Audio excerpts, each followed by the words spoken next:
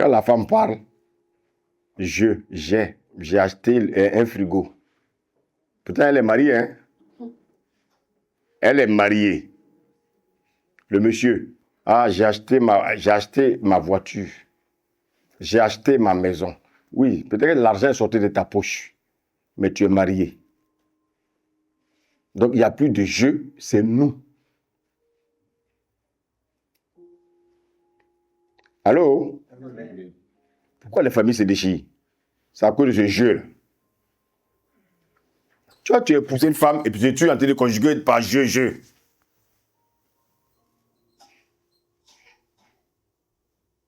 Ne touche pas à ma voiture. Ne touche pas à ma voiture. Ta voiture, là, c'est de la ferraille.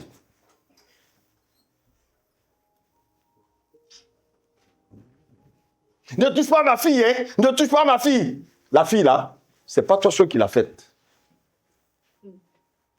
C'est un sperme. C'est un sperme. C'est un sperme qui a permis que cet enfant vienne au monde. Ne touche pas à mon enfant. Ne touche pas à mon enfant. Quel enfant? C'est toi seul à l'enfant. L'enfant t'appartient à toi seul. L'enfant est sorti des entrailles. Mais il a fallu, bien aimé, un sperme pour travailler afin que cet enfant vienne au monde.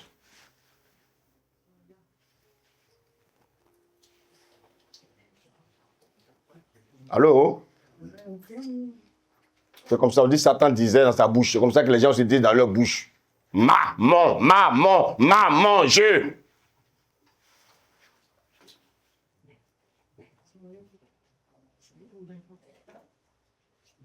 Alléluia. Alléluia. Amen. Alléluia. Amen. Il faut arrêter. Moi, je. Dans un couple, il n'y a pas moi, je. Dans un couple, c'est nous. Voilà pourquoi, en France, les mariages, les divorces, à chaque carrefour, il y a des divorces. Des gens qui ont dépensé 10 000 euros, 20 000 euros pour se marier en une semaine. Bah! À cause de moi, je. L'orgueil.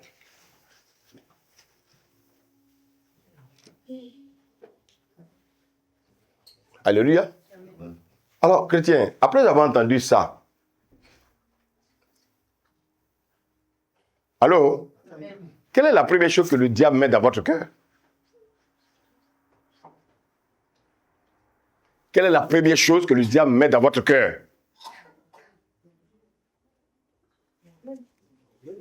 On parle de l'orgueil. Le diable ne met pas autre chose dans votre cœur. C'est l'orgueil qui met dans vos cœurs. Vos comportements que vous avez, c'est à cause de quoi?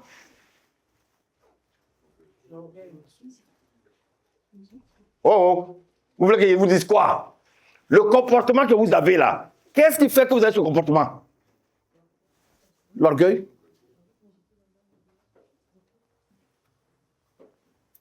C'est l'orgueil.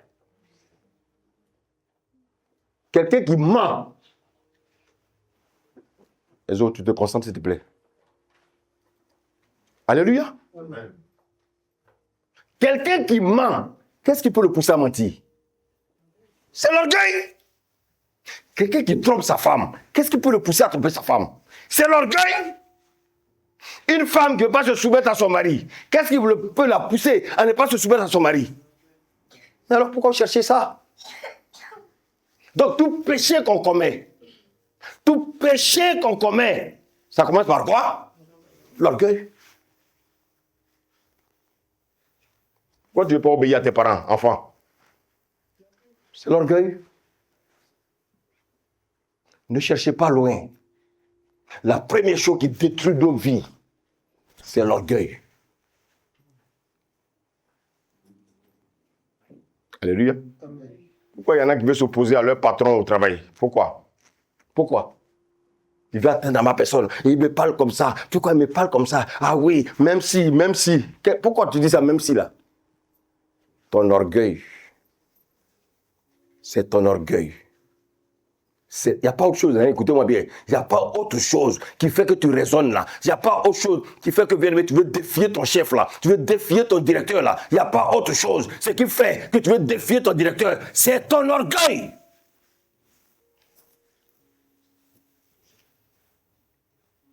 Alléluia. Amen.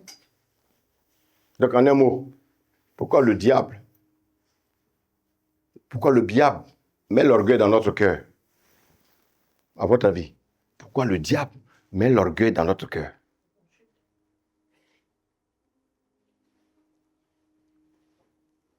Alléluia. J'ai entendu pourquoi on chute, c'est bien. Mais je veux quelque chose qui est commun à nous tous. Pourquoi le diable met l'orgueil dans notre cœur? Ça, pour désobéir à Dieu. Point final.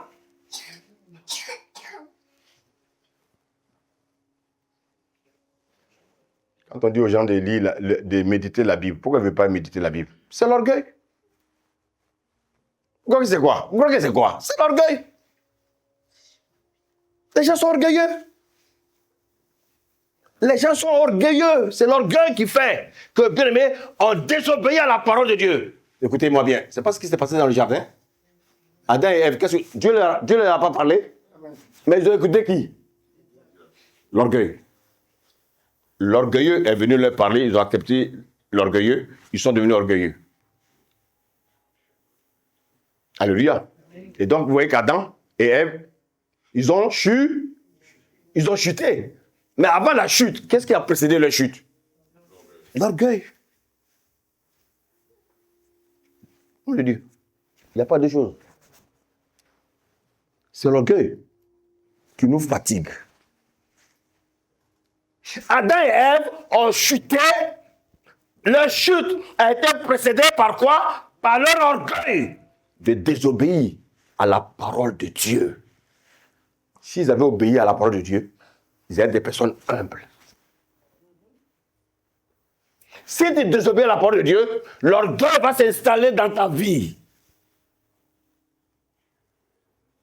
Alléluia. Donc il y a deux choses. L'arrogance et l'orgueil. On a bien défini tout à l'heure l'arrogance.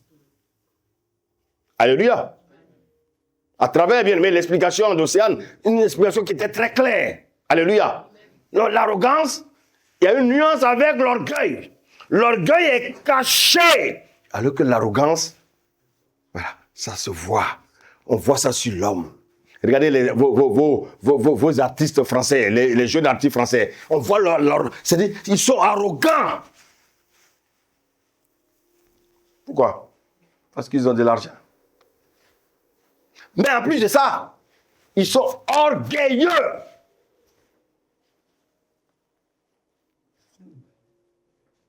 Ça se voit dans leur manière de parler.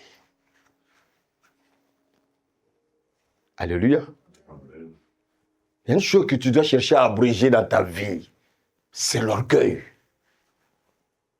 L'orgueil détruit le couple, l'orgueil détruit la vie, l'orgueil détruit le travail, l'orgueil détruit les familles. Donc notre premier combat, on va voir l'histoire d'un roi dans la Bible. Il faut toujours, quand on prêche, il faut toujours, bien aimer, tout ce que nous enseignons, alléluia, alléluia, nous devons bien aimer les interpréter bien aimer à la lecture de la parole de Dieu. Amen. Il faut les illustrer. C'est ce mot que je suis en train de chercher. Il faut les illustrer chaque fois qu'on prêche. C'est là qu'on reconnaît ceux-là qui sont les véritables de Dieu. Alléluia. On ne va pas venir parler d'Adam, Abraham est riche, Salomon est riche. Et puis les gens, quand ils retiennent dans leur, tout ce qu'ils vont à la maison, quand ils vont à la maison, tout ce qu'ils retiennent dans leur tête, c'est chercher à devenir riche. Non, c'est vite. Non. Je suis fatigué, je ne supporte pas ça. Quand j'entends ça, on dirait que mon tympan va sortir. Je suis fatigué. On mange enfant de Dieu. Regardez. C'est vite. Montre-moi un chrétien qui est riche. Montre. Tous ceux qui sont riches là, ce sont des escrocs. Et ils viennent dire que c'est Dieu qui les a enrichis. Non. Mais vous pouvez la question, est-ce que Dieu ne prend pas soin de nous? C'est l'essentiel. Votre vêtement, votre nourriture, Dieu s'en charge. Quel est votre problème? On cherche à s'enrichir. Mais c'est même pas de quelle richesse les gens parlent. Attends, de quelle richesse les pasteurs parlent? Ils parlent de quelle richesse? Ils ont fait, tous les chrétiens sont maintenant des kleptomanes, des menteurs. Les gens sont dans des business bizarres. Ils viennent à l'église pour dire que Dieu m'a béni. Non, frère. Quand Dieu nous bénit, on ne fait même pas des tapages. Non. Soyez des hommes humbles. Alléluia. Prenons 2 Chroniques, 25. On va lire versets 25 à 28. Lis au tableau. Il faut voir le réflexe. On y va? Oui, vas-y. Quel verset? 2 Chroniques 2 Chroniques 25 à partir du verset 25. Amasia, fils de Joas, Écoutez bien, on parle d'Amasia, fils de Joas, oui. roi de Juda, Oui. vécut 15 ans après la mort de Joas, fils de Joachaz, roi d'Israël. Le reste des actions d'Amasia, les premières et les dernières, cela n'est-il pas écrit dans les livres des rois de Juda et d'Israël? Oui. Depuis qu'Amasia se fut détourné de l'Éternel, Donc on dit, depuis qu'Amasias fut détourné de l'Éternel, il s'est détourné de Dieu. Alléluia. Continue. il se forma contre lui une conspiration à Jérusalem. Il s'enfuit à Lachish, mais on le poursuivit à Lachish, où on le fit mourir. Quand tu es dans la désobéissance, la mort te guette. La mort l'a guetté. Bien aimé, qu'est-ce qui va se passer dans la vie d'Amasia? Il va mourir. Alléluia. Verset 28. On le transporta sur des chevaux et on l'enterra avec ses pères dans la ville de Juda. Écoutez-moi bien. On dit qu'Amasia était roi. Il va perdre la vie parce qu'il va se détourner de Dieu. Maintenant, après sa mort, on dit le peuple va choisir un autre roi. Maintenant, qui est cette personne-là? Quel est ce roi qu'ils vont choisir? On lit maintenant 2 Chroniques 26, verset 1. Regardez ce que le Seigneur nous dit. On lit le verset 1. 2 Chroniques 26, verset 1. Tout le peuple de Juda prit Osias, âgé de 16 ans, et l'établit roi à la place de son père. Merci. Merci. On va continuer. On dit que le peuple va choisir un roi. Il va remplacer qui? Son père. Écoutez, quel constat on peut faire ici? Personne n'est indispensable. Oh. Même les présidents, ils ne sont pas indispensables. Alléluia. Je veux que tu mettes dans ta tête une chose. Tout le monde est remplaçable.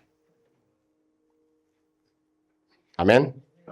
Les présidents, les ministres, les députés, tout le monde est remplaçable. Dans ton lieu de travail, il ne faut pas dire parce que tu es en arrêt de travail que le travail va s'arrêter.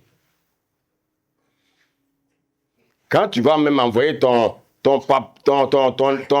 document de maladie, alléluia, alléluia, avant même que tu l'envoies, on t'a déjà remplacé. Il faut que tu te mettes ça dans la tête.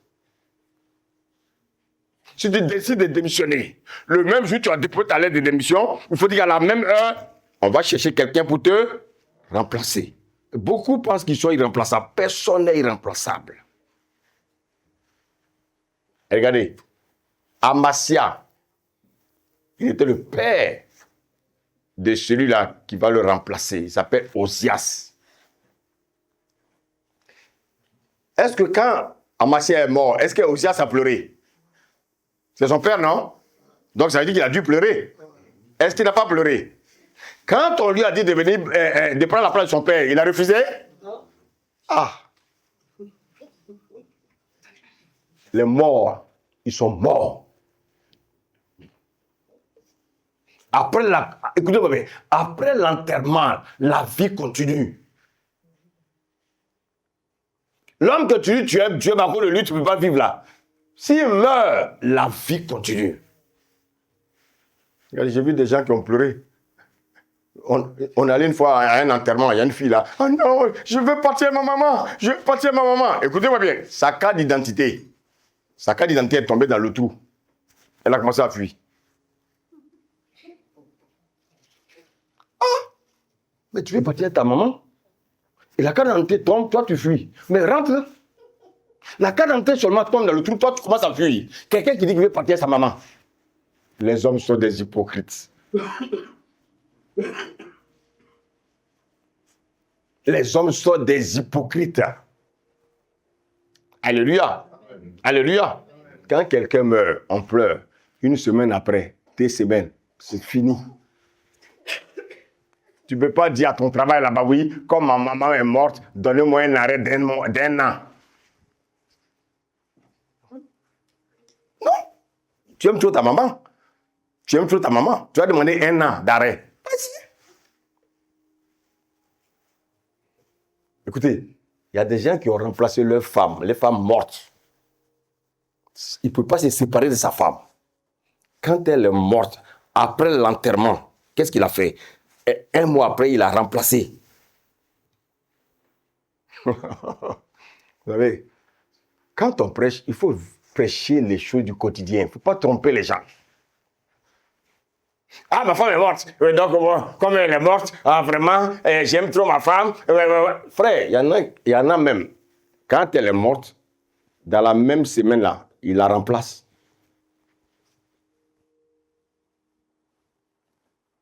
Alléluia.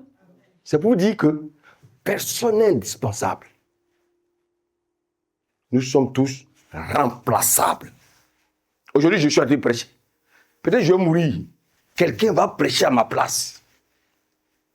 Personne n'est immortel. Nous sommes tous des mortels. Alléluia. Amen. Donc, la Bible dit, Osias va être choisi. Alléluia. Lisons le verset 2. On y va. Osias rebâtit Élot et la fit rentrer sous la puissance de Juda après que le roi fut couché avec ses pères. Donc, oui, Osias, la vie ne s'est pas arrêtée. Osias a continué à travailler. Osias a continué à servir le peuple. Après la mort de son père, la vie ne s'est pas arrêtée. Verset 3. Osias avait 16 ans lorsqu'il devint roi. Oui, il avait 16 ans. Il y a des gens qui viennent à l'église, ils ont 16 ans. Ils pensent que oui, non, ils n'ont pas encore l'âge de servir Dieu. À 16 ans, il a été servi Dieu. Alléluia. Jésus avait quel âge quand il n'a plus conscience de servir Dieu? Il avait quel âge? 12 ans. Donc les enfants, ne dites pas qu'ils sont très jeunes. Non, frère. Alléluia. Amen. Allô? Amen. Il avait 16 ans. Continue la lecture. Sa mère s'appelait Jécolia de Jérusalem. Il fit ce qui est droit aux yeux de l'Éternel. Il fit quoi? Non, je veux qu'on répète tout ça. Il fit quoi? Ce qui est droit. Ce qui est droit aux yeux de qui? Ah, c'est ce que Dieu attend de nous. C'est ce que Dieu attend de qui? De nous. C'est ce que Dieu attend de nous, qu'on soit droit. Donc c'est un bon roi, non? Est-ce que c'est pas un bon roi? Est-ce que c'est pas un bon roi? Amen. Il fait ce qui est droit aux yeux de qui? Voici la volonté de Dieu. Maintenant, je vous pose la question. S'il est là, en faisant ce qui est droit aux yeux de Dieu, s'il meurt là, il va où? Merci. On continue la lecture. Entièrement comme avait fait Amathia, son père. Donc son père aussi avait commencé comment? Son père aussi était droit. Donc son père était droit. Alléluia. Mais qu'est-ce qui s'est passé dans la vie de son père et puis il est mort là? Donc à un moment, son père est devenu bancal. Au lieu d'être droit, il est devenu maladroit. Avec Dieu, il ne faut pas être maladroit. Avec Dieu, il faut être droit. Donc vous voyez qu'après son père était droit comme lui, Amathia et Josias. Osias était droit comme son père aussi était droit quand il a commencé à régner. Alléluia. On continue la lecture. Il s'appliqua à chercher Dieu pendant la vie de Zacharie. Oui. Qui avait l'intelligence des visions de Dieu.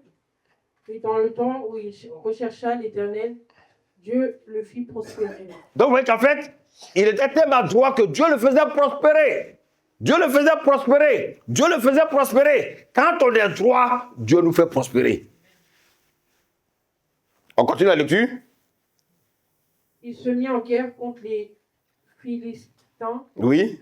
Et il a bâti les murs de Gath, les murs de Jabné et les murs d'Asdod, et construit des villes dans le territoire d'Asdod et parmi les Philistins.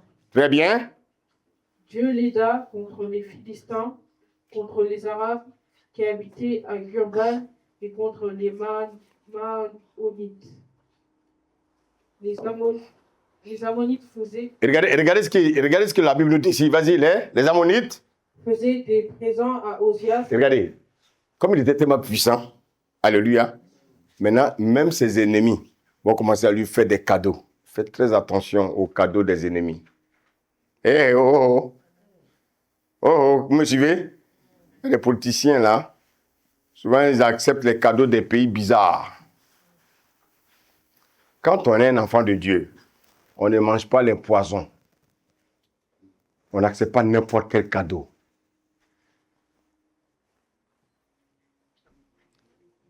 Je ne sais pas si je me fais comprendre ce matin. Un enfant de Dieu n'accepte pas n'importe quel cadeau.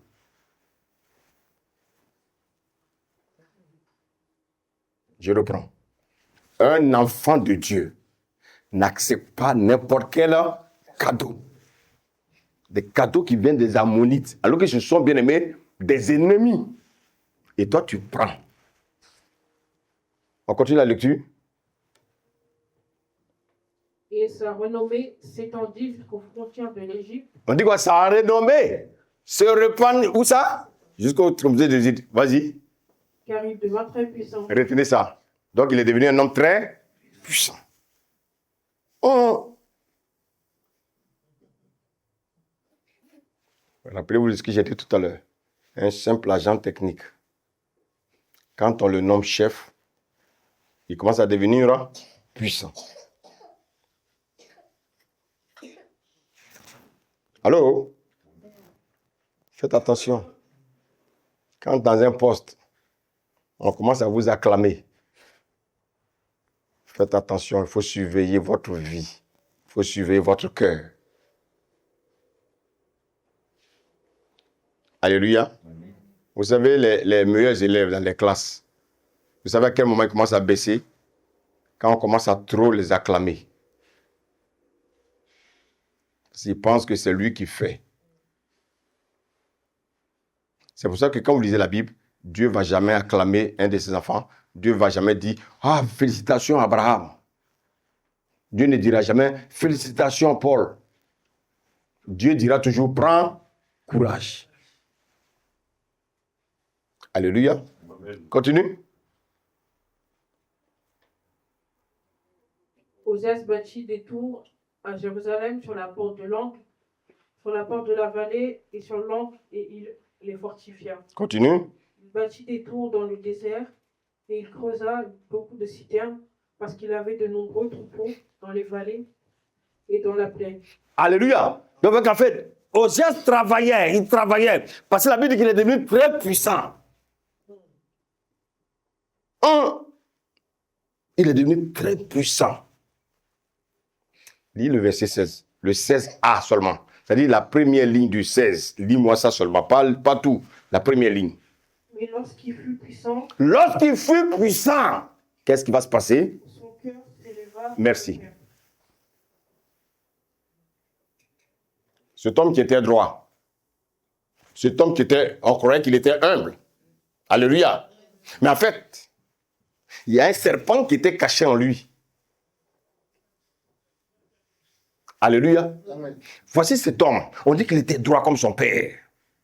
Quand il est devenu puissant, son cœur va faire quoi?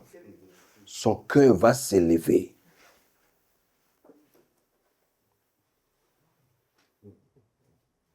Allô? Amen. Son cœur va s'élever. Mais je vais vous montrer. Celui qui travaille, c'est un fonctionnaire universel, sans salaire. Il s'appelle Satan. Prenons Ézéchiel 28. On va revenir, hein? On va revenir à ça.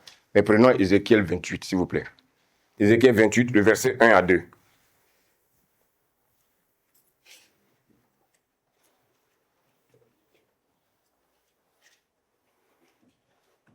Ézéchiel 28, verset 1 à 2. La parole de l'Éternel me fut adressée en ces mots. Oui, Fils de l'homme, oui, dis au prince de Tyr, ainsi parle le Seigneur Oui. éternel. oui. Ton cœur s'est élevé Hum. et tu as dit, je suis Dieu, je suis assis sur le ciel de Dieu. Alléluia. On dit son cœur a fait quoi?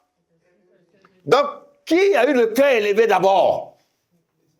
Le diable, son cœur s'est élevé. Et on nous dit ici que Osias, son cœur s'est élevé. Faites attention, les titres, l'argent, la puissance ne sont que des éléments qui révèlent le véritable état de notre cœur. On nous dit qu'Ésias était simple, il était un homme droit. On dit qu'il est devenu puissant, son cœur a commencé à s'enfler. Son cœur a commencé à s'élever. Mais qui a été le premier à avoir un cœur élevé? Le cœur qui s'est élevé là, c'était le diable. On retourne dans Chronique, 2 Chroniques 16. 2 Chroniques 2, verset 16. Faites attention. Il y a une conséquence. Quand notre cœur s'élève, il y a une conséquence. Ézéchiel. Chronique, pardon. Merci. 2 Chroniques. Verset 16, là, oui. Qu'est-ce que tu as lu tout à l'heure, oui.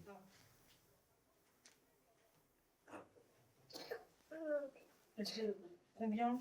Le verset 16 que tu as lu tout à l'heure. Mais quel chapitre? 2 Chroniques, ce qui est au tableau, regarde.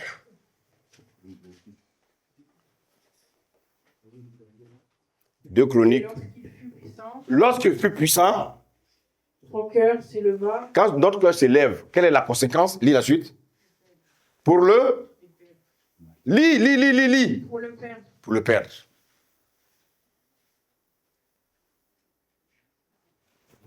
Quand on devient orgueilleux. C'est pourquoi là, c'est pour la chute. Donc la perdition, c'est la chute. Maintenant, comme il est devenu puissant, regardez ce qu'il va faire. Continue le verset 16 là, s'il te plaît. Continue. Jusqu'au verset 18. Il pécha contre l'Éternel. Donc tu vois, à un moment donné, quand on devient orgueilleux, maintenant on méprise la parole de Dieu. Quand on devient puissant, c'est-à-dire qu'on fait ce qu'on veut maintenant. On s'en fout de Dieu. On s'en fout de la parole. Allô? Oui. Continue.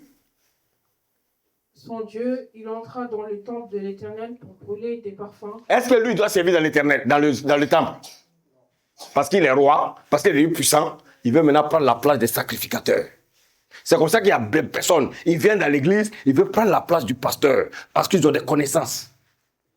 Mais qu'est-ce qu'on t'a oint? On t'a oint. Tu as lu la Bible, tu as des connaissances. Mais est-ce que tu as reçu l'onction? C'est ça qui perd beaucoup. Et malheureusement, ces personnes-là, beaucoup les suivent. Allô? Amen. Faites très attention. On dit un oint de Dieu. Mais si tu penses que le monde t'a donné des diplômes plus que lui, mais ça ne peut pas remplacer l'onction que Dieu a déposée sur lui. C'est ça qui trompe ces hommes de ce monde-là. Ils ne respectent pas les pasteurs. Parce qu'eux, ils regardent à leur diplôme. Voici pourquoi ils sont orgueilleux. Ils ne respectent pas les hommes de Dieu à cause de leur orgueil. Les diplômes. Mais nous, on a des diplômes. Mais qui sait qu'on a des diplômes? Est-ce que quelqu'un sait ici quel diplôme on a? On n'a pas besoin d'exposer nos diplômes. Le Seigneur nous demande d'être humble. Alléluia. Ce n'est pas les diplômes qui font un homme. Alléluia. C'est Dieu qui fait l'homme. Continue la lecture, ma fille. Pour brûler des parfums sur l'autel des parfums. Oui.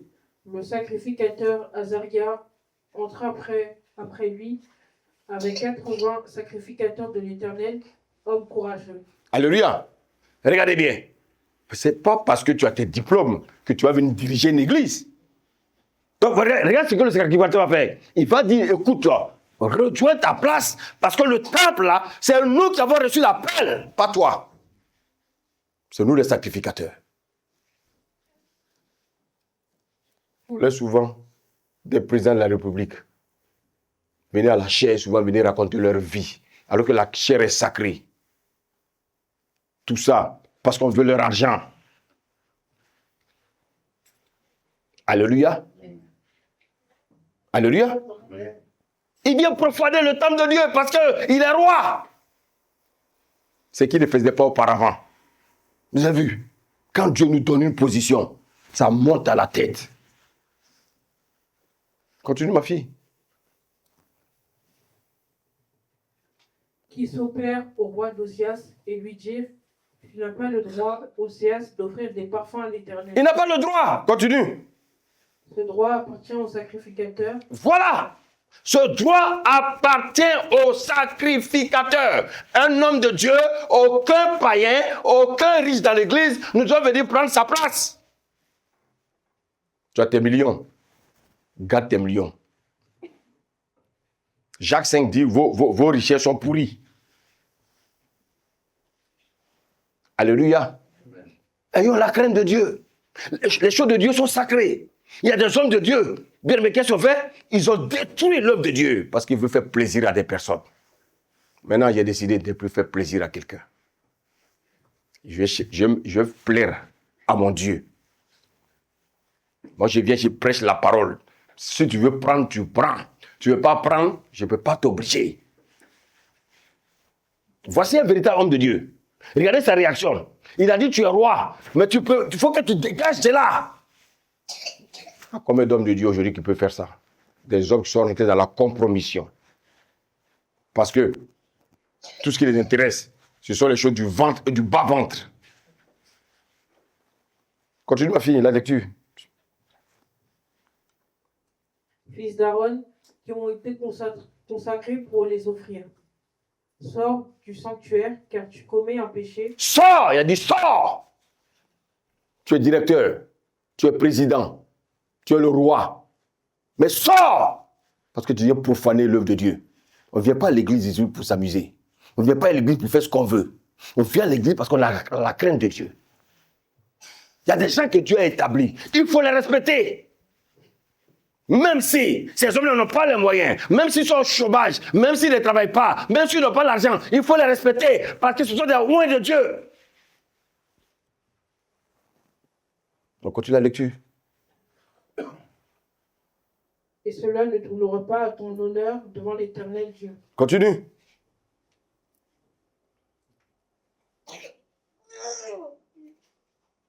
Continue. Verset 19, oui. La colère s'empara de qui? De qui? Osias, c'est qui? Le roi. On dit quoi? La colère s'empare de qui? Est-ce que vous savez que la colère, quand vous voyez les gens qui se mettent en colère chaque jour, vous savez pourquoi? Pourquoi les gens aiment se mettre en colère, à votre avis? À votre avis, pourquoi les gens aiment se mettre en colère? Vas-y. C'est l'orgueil. L'orgueil. On voit les gens qui aiment se mettre en colère. Parce que, en fait, ils sentent leur orgueil bafoué. Ils sentent leur personnalité bafouée. Voici pourquoi ils se mettent en colère. Beaucoup se mettent en colère, frère, parce qu'ils se disent, ils sont en train de toucher mon orgueil. Le serpent, ils sont en train de toucher à mon serpent. Sinon, toi, tu te mets en colère, pourquoi? Parce que tu es roi. Vous voyez que la royauté a été simplement un élément pour révéler l'orgueil qui était en Osias. Osias, quand il a commencé, son orgueil était caché. Son orgueil était caché. Son orgueil n'était pas apparent. Donc, sachez une chose, l'orgueil n'est pas apparent. L'orgueil, ça ne se voit pas. L'orgueil, ça se révèle au travers d'une position que Dieu nous donne.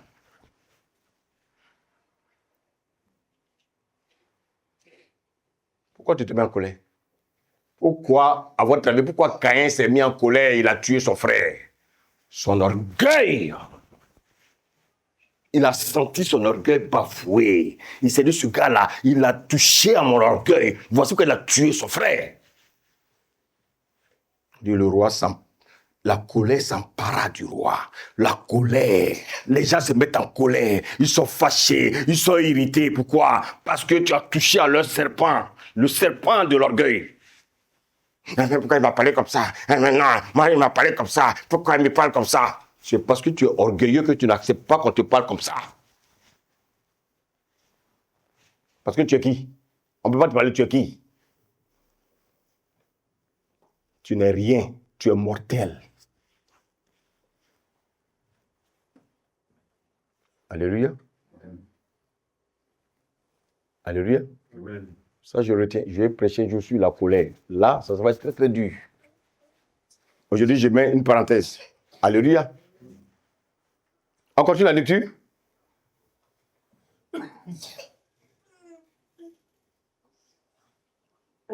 Oui, reprends là où il y a la colère, là, verset 19. Qui tenait un encensoir à la main. Oui, continue. Et comme il s'irritait contre les sacrificateurs. Donc, tu vois, il commence à crier maintenant sur les hommes de Dieu. Il commence à les insulter. Il commence à... Parce que l'orgueil a monté. Quand on devient orgueilleux, on ne respecte plus ceux qui sont en face de nous. Parce que l'orgueil, aujourd'hui, le pousse à insulter les hommes de Dieu. Il a été des blasphémies.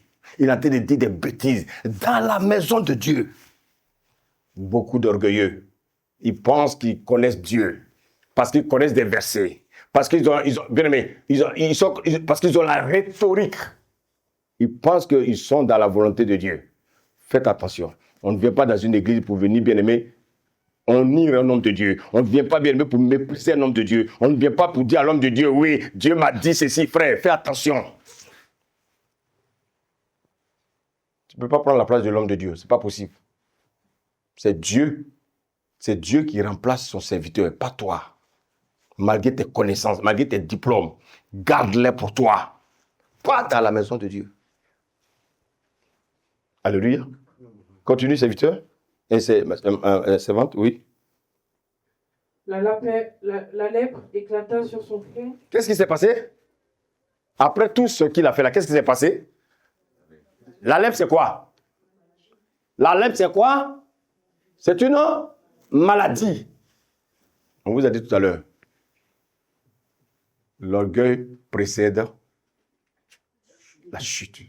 Il va devenir un lépreux. Vous savez, beaucoup sont sortis des églises, mais ils sont des lépreux ambulants. Ils sont des lépreux ambulants. Ils pensent qu'ils se portent bien, mais ce sont des lépreux ambulants. Dieu a mis le sceau de la lèpre sur eux. Alléluia. Amen. Alléluia. Alléluia. Amen. Alléluia. Amen. Regardez bien, qu'est-ce qui s'est passé? En présence des sacrificateurs dans la maison de l'Éternel, Oui. près de l'autel des parfums. Merci. Dieu a mis la lèpre à cause de son orgueil. Chut. Alléluia.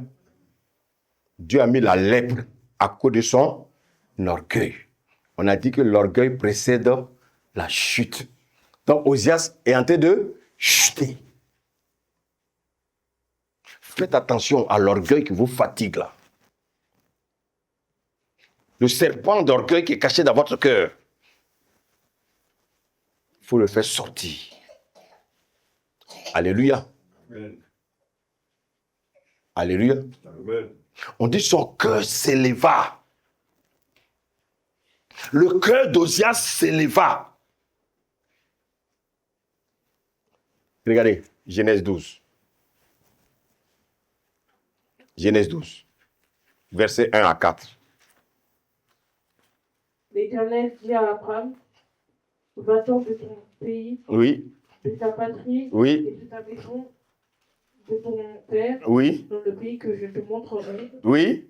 Je ferai de toi une grande nation Oui. et je te bénirai. Oui. Je rendrai ton grand nom. Merci. Je rendrai ton nom grand. Alléluia. Mais c'est Dieu qui nous élève. C'est Dieu qui élève notre nom. Alléluia. Mais regardez. Ah, Seigneur, aide-nous. Ah, il faut que les gens comprennent ce que tu veux nous dire. C'est Dieu qui élève notre nom. Mais Osias, lui, qu'est-ce qu'il a fait? Il a élevé quoi?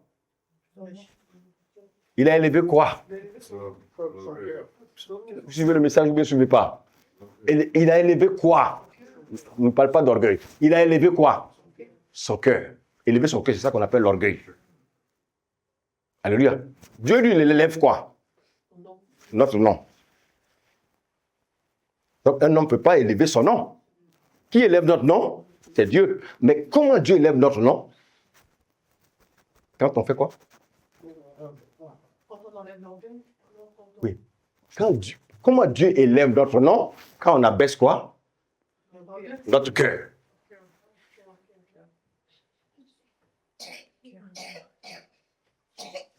Alléluia.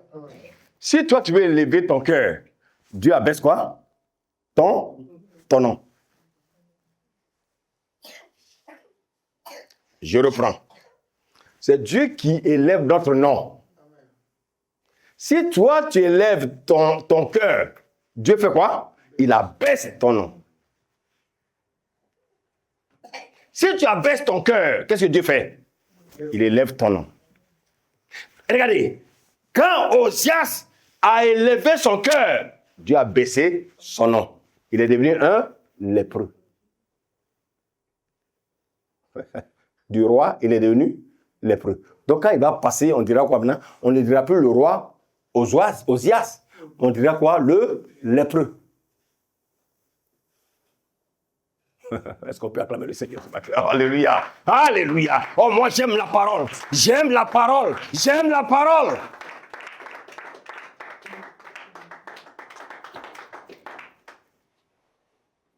Amen. Amen. Si on élève notre cœur là, Dieu va abaisser notre nom. Si on abaisse notre cœur, c'est Dieu qui va élever notre nom. Osias, au lieu d'abaisser son cœur, il a élevé son cœur. Alléluia. Dieu, qu'est-ce qu'il va faire? Dieu va abaisser son nom. Donc, au lieu de l'appeler maintenant le roi Osias, on l'appelle maintenant le lépreux Osias. Alléluia. C'est pour ça que Dieu nous demande de veiller sur notre cœur. Il dit, veille sur ton cœur plus que toute autre chose. Car c'est d'elle que viennent les sources de la vie. Si Dieu élève ton nom et que ton cœur aussi s'élève, attention, il va baisser ton nom. Alléluia. Frère, il faut qu'on veille sur notre cœur. Tu étais un misérable. Beaucoup étaient des misérables dans leur quartier. Ils sont devenus les maires de leur quartier. Ils sont devenus députés. Ils veulent écraser tous ceux qui sont autour d'eux. Ils veulent les écraser. Mais sachez une chose, chaque fois que tu veux élever ton cœur, Dieu va baisser ton nom. Donc de pauvre, de maire que tu étais, tu vas devenir un misérable. Alléluia. C'est Dieu qui a permis que tu sois député. C'est Dieu qui a permis que tu sois roi. C'est Dieu qui a permis que tu sois maire. Dieu a permis que tu sois président. Ça, c'est ton nom. C'est le nom que Dieu te donne. Dieu peut élever ton nom. Mais toi, attention de ne pas élever ton cœur. Osias a élevé son cœur. Il est devenu un lépreux. Alléluia. Alléluia. Beaucoup étaient des misérables dans l'église. Alléluia. Qu'est-ce qui s'est passé? Aujourd'hui, ils étaient des misérables.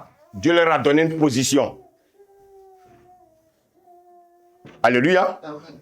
Ils étaient des misérables dans l'église. Beaucoup étaient des misérables, j'ai dit. Tu leur as donné une petite position. Leur cœur s'est élevé.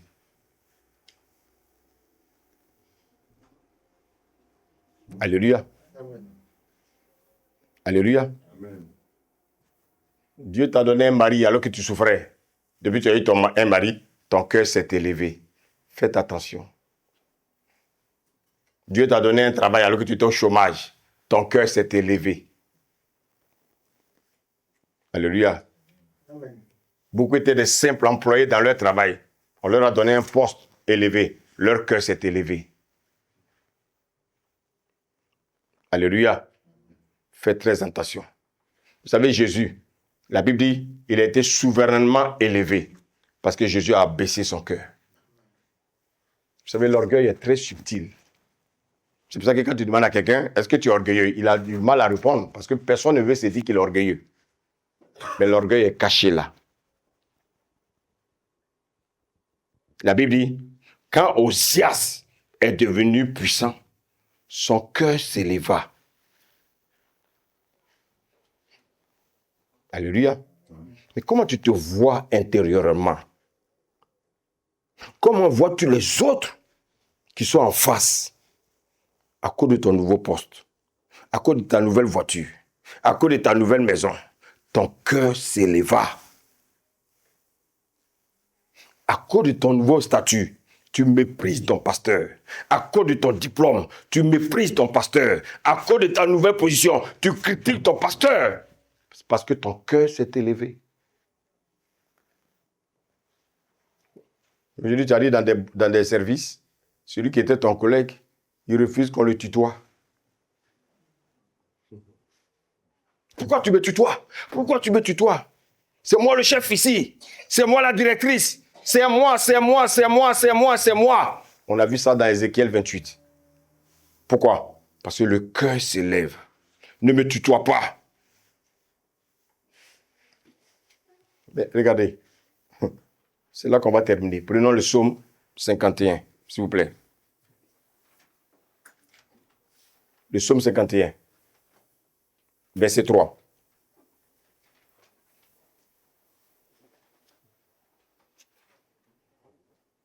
Le psaume 50. Je connais mes transgressions Oui. et mon péché est constamment devant moi. Continue. Verset 5. On saute.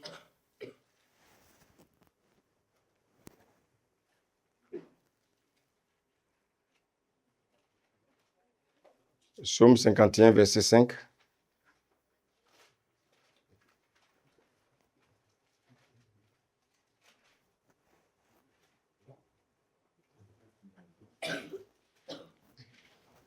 Car je reconnais mes transgressions. C'est ça? Psaume 51, verset... Continue, oui. J'ai péché contre toi seul et j'ai fait ce qui est mal à tes yeux. Il dit quoi? J'ai péché contre Toi seul. toi seul. Il dit quoi? Contre toi seul. Il devait dire quoi normalement? J'ai péché contre vous. Il parle à qui là? Il parle à Dieu, non? Pourquoi il le tutoie? Continue la lecture. J'ai fait ce qui est mal à tes yeux. Il devait dire, j'ai fait de mal ce qui a de mal à vos... Il parle à Dieu, non? Et puis il le tutoie. Alléluia. Alléluia. Le psaume 55, verset 2. En sorte que tu seras juste dans ta sentence, Oui. sans reproche dans ton jugement. Donc, vous voyez que ici, c'est David qui parle. Alléluia. Et qu'est-ce que David fait? David est en train de tutoyer Dieu.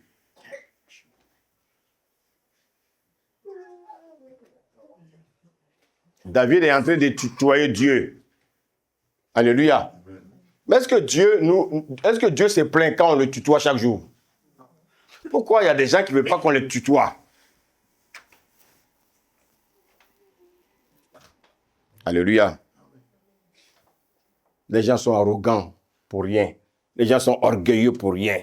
Je suis ton chef. Je suis ton directeur. Je suis. Frère, les bébés, Écoutez-moi, bébé, soyez concentrés, s'il vous plaît. Les bébés, les vieillards, les enfants, les adultes, les riches, les pauvres, les prisonniers, tutoient Dieu. Tout le monde tutoie Dieu. Même les bébés tutoient Dieu. Donc, le moment, on doit se tutoyer tous. Dites Amen. Amen. Dieu est ton créateur, tu le tutoies. Et toi, parce que tu es un simple directeur, tu refuses qu'on te tutoie. Pourquoi? Parce que ton cœur s'est élevé, parce que ton cœur s'est enflé, parce que l'orgueil qui était caché en toi s'est révélé. Alléluia. Bien-aimé, ce matin, je voulais simplement révéler qu'en nous, il y a un orgueil. Il faut travailler ça. Satan a été jeté hors de la face de Dieu. Pas parce qu'il a trompé sa femme. Pas parce qu'il a volé. Pas parce qu'il a menti. Pas parce qu'il a fait autre chose. Mais simplement parce qu'il a été orgueilleux. Donc en fait, tout l'orgueil, c'est quoi? L'orgueil, c'est le précurseur de tous les péchés que nous commettons. Je reprends. L'orgueil, c'est le précurseur de tous les péchés que nous commettons. L'orgueil, c'est quoi? L'orgueil, c'est le précurseur de tous les actes que nous pratiquons. L'orgueil, c'est le précurseur de la désobéissance à la parole de Dieu. Alléluia. Amen. Alléluia. Amen. Le Seigneur nous a parlé ce matin que chacun veille sur son cœur. Car c'est de son cœur que viennent les sources de la vie. Si tu ne veilles pas sur ton cœur, qu'est-ce qui va sortir de ton cœur? Les sources de la mort. Que le Seigneur vous garde et que sa main puissante soit sur vos vies. Amen. Amen.